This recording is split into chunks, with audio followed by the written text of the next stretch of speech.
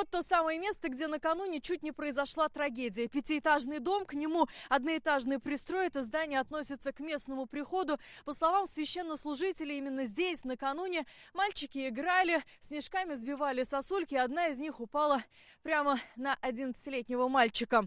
Крышу после этого почистили. Видим, что сосулек сейчас нет, а вот под ногами результат проделанной работы. Улица Парковая, поселка Дербышки. По выходным здесь работает воскресная школа. 11-летний мальчик шел туда на занятия. Мальчик там вдруг начал кидать снежки в сосульки, чтобы они упали. И мой ребенок начал кидать. Потом он решил ее взять, и она упала на него, соответственно. Просто ребенок сам своей неосторожностью захотел, видимо, эту сосульку взять. Мальчика тут же госпитализировали в ДРКБ. Его осмотрели нейрохирург и травматолог. После оказания помощи отпустили домой. К счастью, данных зачаточно-мозговой травмы не получен.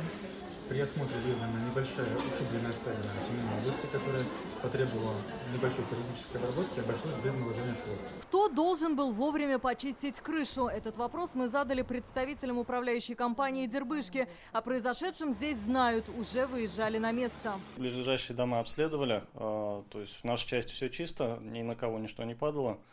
Многоэтажки без сосулек. Оперативно отрабатываем все вопросы. У нас только многоквартирные жилые дома обслуживаем. Сброс снега производится регулярно, в том числе и субботу-воскресенье работаем. Жители соседних домов видели, как уже после инцидента с падением сосульки здесь сбрасывали снег. Батюшка стоял, контролировал. Туда залез молодой человек. Потом он ему подал молоток. Что-то, может, там надо было подбить. Это я видел в окошко на балконе, вот на 3-м этаже я видела. По данному факту прокуратура Казани организовала проверку. В столице это не первый случай. На прошлой неделе на Кулагина снег с крыши многоэтажки сошел на автомобиль. Водителя увезли в больницу. На необходимость своевременной очистки крыш накануне происшествия обратил внимание глав районов и руководителей Рустам Миниханов. В Казани было отмечено падение снега с крыш по улице Ботанической. Слава Всевышнему, что никто не пострадал. По улице Кулагина снег обрушился на автомобиль. Внутри автомобиля был водитель. Он получил травмы.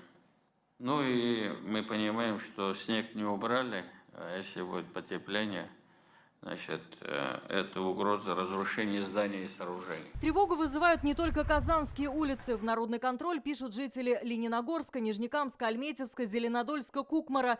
Нерешенной остается 21 заявка. Безобразно чистят, знаете, и крыши проламливают, и просто бардачно. И зачем их так запускать? Можно было уже давно первый раз почистить. Очень плохо чистят крыши, вообще не чистят. И очень страшно за детей, за стариков, за всех страшно.